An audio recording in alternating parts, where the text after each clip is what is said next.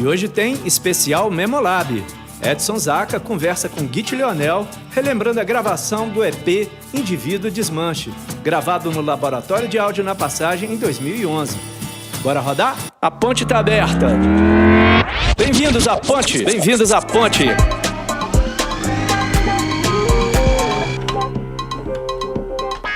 Eu gostaria que você começasse, cara, falando sobre Git, cara. Guilherme Leonel, um pouco seu histórico de Mariana, seu período aqui, suas bandas, um pouco também dessa questão do porquê que o Desmanche apareceu na sua vida, sacou? Sim. Vamos lá. Esses dias um amigo meu, para alguma finalidade, ele pediu, assim, eu ia participar numa playlist que ele tem feito, assim, que é colaborativa, né? Tipo um crowdfunding, que ele é DJ para ele sustentar durante a pandemia. Ele pediu que eu ajudasse resenhando e dando algumas dicas de música, porque ele dá dicas de música. Aí ele pediu assim, um release nessas participações. Eu falei, eu não tenho release. Né? Então, assim, eu não sou um artista. Né? Então, assim, não sei o que eu sou. Né? Eu não me considero um artista. Então, eu não tenho release. Mas, assim, eu tenho essa história sempre produzindo música, né? E, então, eu sou natural de Divinópolis, que é uma cidade de centro-oeste mineiro. Lá, no início da década de 90, assim, adolescente, eu comecei a montar bandas com os meus amigos, assim, que andavam de skate comigo e tal. E influenciado por enfim, tudo que a gente escutava dentro do contexto da cena de skate, que era muito rico, assim, de post-punk, new wave, hardcore, punk, hardcore melódico, punk clássico, assim, metal, tudo mais, enfim, rock nacional. E a gente teve duas bandas lá, uma ainda bem aborrecente mesmo, que era o Honey Dicks, assim.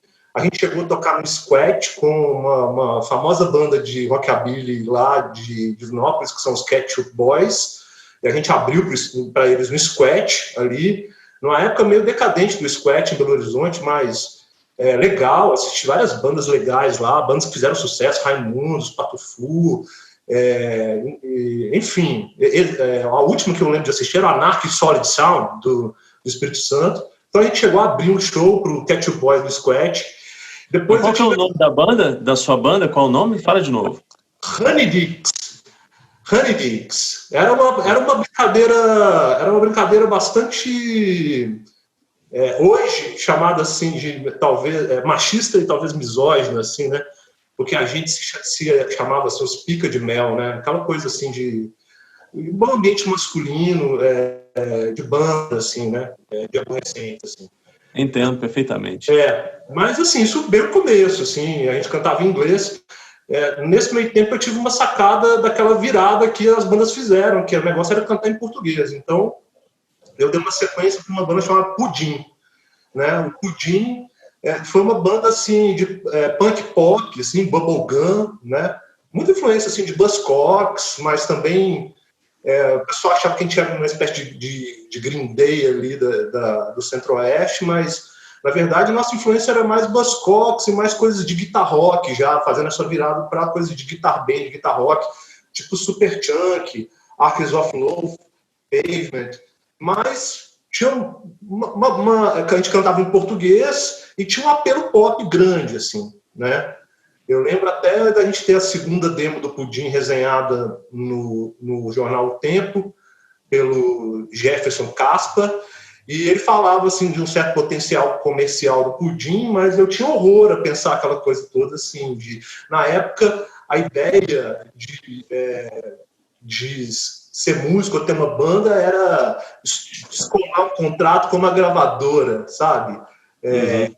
Tipo, cair nas graças de um olheiro. E eu já assim, apesar de eu estar tocando uma banda de punk pop, que era o Pudim, ainda meio adolescente, assim, alguma coisa meio como Baba Cósmica, mas melhorada, assim, uma coisa ainda com aquele nonsense adolescente, aquela despretensão de letras, assim, existencialistas, mas com pegada pop punk bem legal, assim. Aí eu tinha uma carreira escolar, acadêmica, dei sequência a isso. Eu fui parar em Ouro Preto, Mariana, mais especificamente, porque eu fui fazer História na Universidade Federal de Ouro Preto, na UFOP. E aí sempre tinha essa ideia, assim, cara, daquela coisa, dessa raiz do início da década de 90, de estar sempre fazendo alguma coisa acontecer, pô, fazendo fanzine, tá montando banda, tá fazendo um festivalzinho. Então, quando eu cheguei em Ouro Preto, também nesse contexto universitário, a primeira coisa era procurar pares para montar bandas, né? Em Ouro Preto, eu já estava numa fase que, além de ter escutado, evoluído muito na minha pesquisa sobre rock and roll, que é a minha paixão, assim, e não rock and roll no sentido do velhinho, do cara de 40 e poucos anos que faz assim, né? Mas de estar sempre pesquisando sons novos, assim, que vêm dessa matriz, né? Nessa época em Ouro Preto, eu, além de já ter refinado essa pesquisa sobre o rock, eu comecei a pesquisar música brasileira, né? E graças a alguns amigos, assim, como o Paulo Santana. E aí eu montei uma banda com o Paulo e com outros amigos da época, como o Bruno, da Bruso, o Guilherme Maciel, conhecido como Carlão, e a gente tinha essa banda chamada Corda de Tripa, né? Eu lembro que tinha vários amigos e a gente tinha um festival da canção e a gente se reuniu e decidiu que a gente queria fazer 2 canções. Então a banda se bipartiu, uma teve um outro nome e a nossa ficou sendo Corda de Tripa, que escreveu uma canção do Bruno. E a gente tocou muito, assim. Então foi isso, assim, esse período que foi de 2000 a 2004, eu tive essa atuação que foi muito legal aí, com essas 2 bandas no contexto de Ouro Preto e Mariana. Isso deixou algumas raízes, assim, né? Eu conheci o Paulo, eu toquei também, aí nesse contexto eu toquei com o Circo Volante, então eu compus a banda que fazia a sonoplastia e os cortejos do Circo Volante, aí também durante, sei lá, durante um ano, um ano e meio. Bom, daí eu fiquei de 2000 a 2004 em Ouro Preto, com essa atividade que eu relatei. Daí eu saí, fui para Divinópolis, aí montei também 2 bandas, uma que dava vazão à questão da música brasileira, que era o Voca a Boca. A gente também teve uma atuação legal, assim, no contexto da cena de Divinópolis, entre 2004 e 2010, quando eu vou embora de Divinópolis e volto para Ouro Preto, e o Voca a Boca e o Modal. Então, uma banda dava vazão, dava continuidade, né, a essa coisa dos batuques, da pesquisa de música brasileira, e tinha o Modal, né, que era uma banda também que ocorria paralelamente, que era uma banda de pós-rock, né, que era uma banda de músicas de 7 a 10 minutos, sem vocal, flertando com folk, flertando com uma coisa jazzy, flertando com música brasileira, mas também com noise rock experimental. A gente lançou 2 discos e um EP. Nessa época a gente fundou um selo, que era um selo virtual. A ideia é a gente via selos virtuais e sites de disponibilização de música surgindo como Trama Virtual, MySpace, e a gente achava que a gente tinha que ter o nosso. Como a gente tinha os fanzines, a gente tinha que ter o nosso site de distribuição das bandas que a gente achava que eram legais ou que eram nossos parceiros. Então, o gravatório durou até um certo tempo, quando os downloads deixaram de ser relevantes. Então, acho que talvez em 2013 eu matei o gravatório, né, o site do gravatório. Mas se eu te fazer uma pergunta... Por favor. Aí a questão do desmanche, né? O desmanche, essa questão de você fazer... É claro que você chama convidados, eu mesmo já toquei com você no Desmanche, fiz alguns ensaios, além dessa produção desse primeiro disco, junto contigo. O Desmanche, para quem não conhece, é quase que uma banda de um homem só. Então, quer dizer, é um projeto seu, que não leva o seu nome, mas leva um nome como se fosse uma banda, mas vamos dizer assim, que você está por trás do Desmanche ali, você é as 4 rodas do Desmanche, e você vai lançando EPs, e assim, cada EP com uma característica, é sempre uma sonoridade que, na minha concepção, muito, muito visual, assim, eu escuto o Desmanche e o som me leva a pensar em quase que um filme, um curta-metragem. Então eu queria saber, assim, já que você era uma pessoa de bandas e de repente você faz um projeto onde os seus compassos você chama aqui e ali quando você precisa e tal, mas é um projeto seu. Então, assim, qual foi a sua necessidade? Quanto você pensou? E, pô, cara, agora chega, foda-se, agora eu quero fazer um trampo meu. E em seguida a gente vai falar sobre aquele Desmanche 1, né, aquele processo. Mas fala aí, por favor. Quando eu deixo Divinópolis, deixo então o modal, vou cabocla, né, porque eu tenho que me mudar para Ouro Preto, que eu assumo um emprego em Ouro Preto, como professor efetivo no IFMG, de Sociologia e História. Então, eu estou desterrado de novo, né? Quer dizer, minha história é meio de um nativo desterrado o tempo todo, né?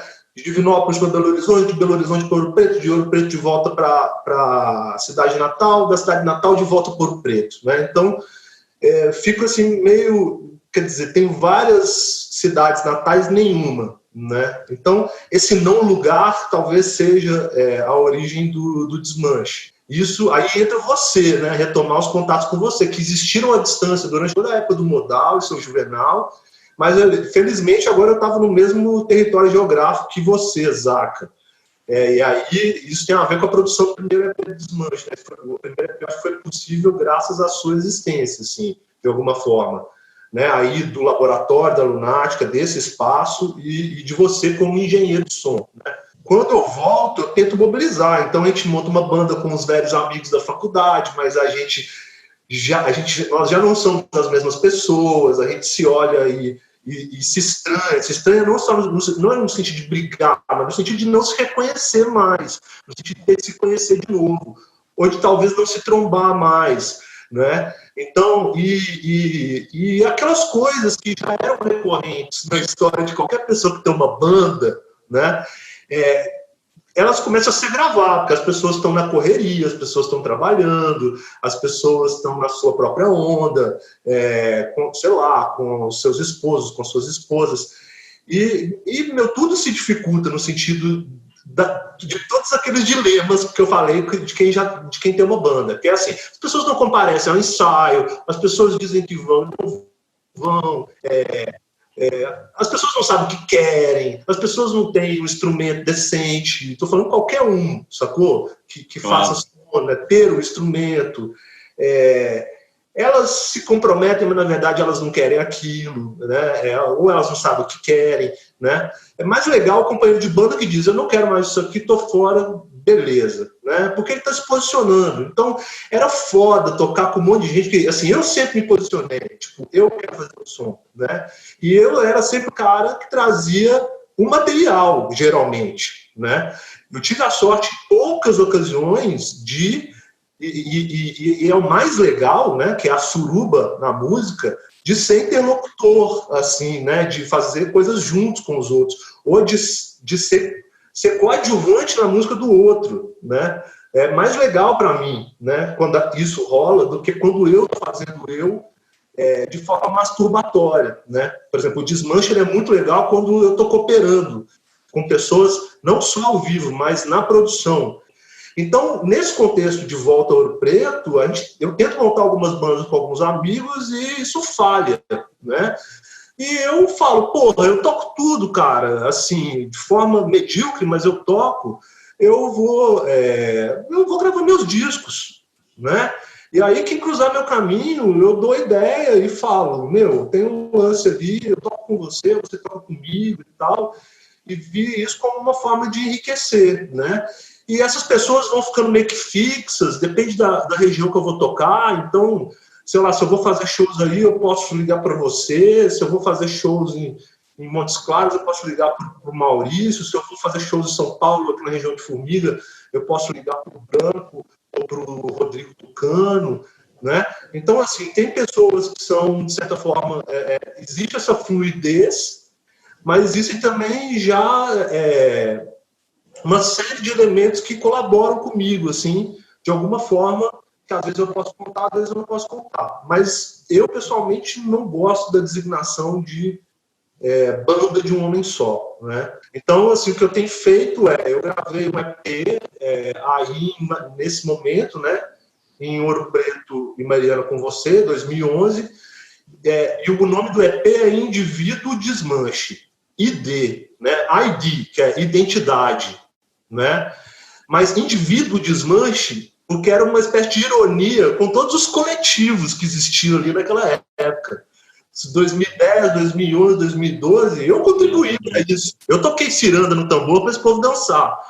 E aí, assim, era a época dos coletivos, né? E eu falei, foda-se os coletivos, porque, na verdade, os coletivos sofriam do mesmo problema que tinha uma banda. A galera furava ensaio do mesmo jeito, a galera sabotava, tinha treta do mesmo jeito. Então eu falei, eu vou fundar um indivíduo, né? Ao invés de fundar um coletivo. Aí eu fundei um indivíduo, né? Que era assim, porra, eu vou fazer música, né? Eu vou fazer música, eu não vou ficar deixando a agenda dos outros me impedir de fazer música, e o resto eu vejo depois. Então, esse primeiro EP produzido com vocês aí é isso. Né, vamos falar do disco, então, que quem está escutando aqui vai poder escutar, que a gente vai relinkar, né, pegar aí o seu link do Bandcamp, até para quem não conhece poder entrar dentro dessa plataforma e ver, escutar e perceber as nuances, assim, bastante voltadas para o rock independente e tal. Esse EP, cara, eu gosto de escutar ele em movimento, eu gosto de escutar ele no carro, sabe? Tem a ver com as imagens passando pela janela, sabe? Assim, tem aquela coisa, parece que o carro está... Assim, eu escuto as músicas, elas têm uma... Até porque a gente criou algumas camadas também de sequências eletrônicas, né, cara? Tem Sim. aquela coisa de ruídos que vão, de loops infinitos, com a sua guitarra sempre muito noise, muito... Então, assim, eu acho muito urbano aquilo, cara, muito, muito cidade. E não é à toa, é isso que eu tô falando, assim, minha formação como historiador e como sociólogo, assim, no mestrado, doutorado, então é uma formação mista, mas na sociologia eu estudei no mestrado ramo da sociologia urbana. Isso impactou a minha vida muito, assim, e por ter vindo de vários meios urbanos, assim, mais do interior, transitar para Ouro Preto, que era uma outra pergunta que se colocava, completamente diferente de Belo Horizonte, de Divinópolis, são cidades cartesianas e tudo mais, e eu vivendo em Ouro Preto, que é essa coisa curvilínea, caótica.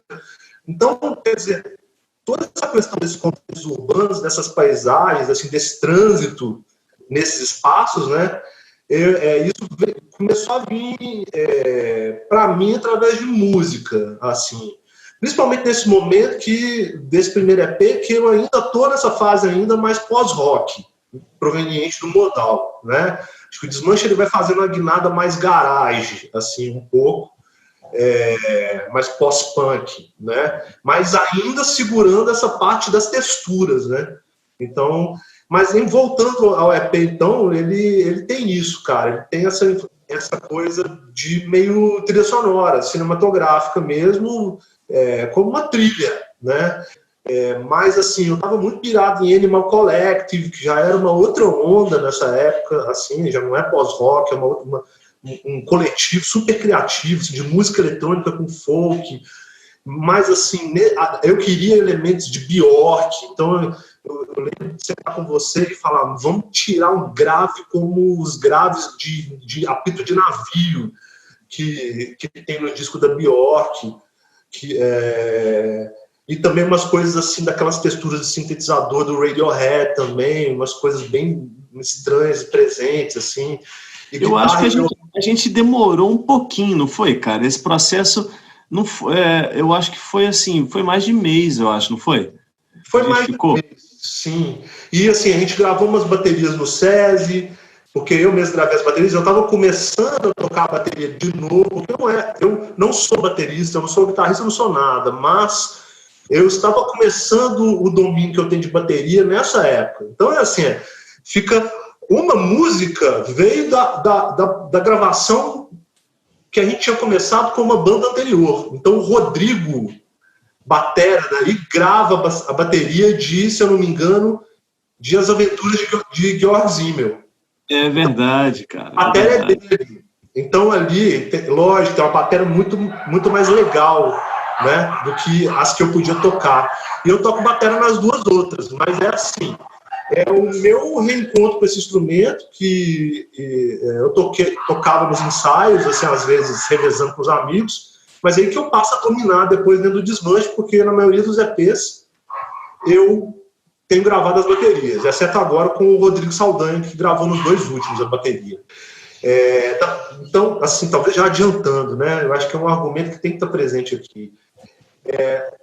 A gente já tinha descoberto, através do Zaca, o laboratório de áudio da Lunática, assim, meio que no seu início, talvez se equipando, né? Mas eu sempre tinha visto no Zaca um interlocutor, assim, né? Você estudando engenharia de áudio, falou do espaço, eu falei, pô, vamos fazer, né? E fazer com as bandas e depois fazendo com Desmanche, né? Então, assim, graças à sua pessoa, quer dizer, em Ouro Preto e Mariana, quem eu vou achar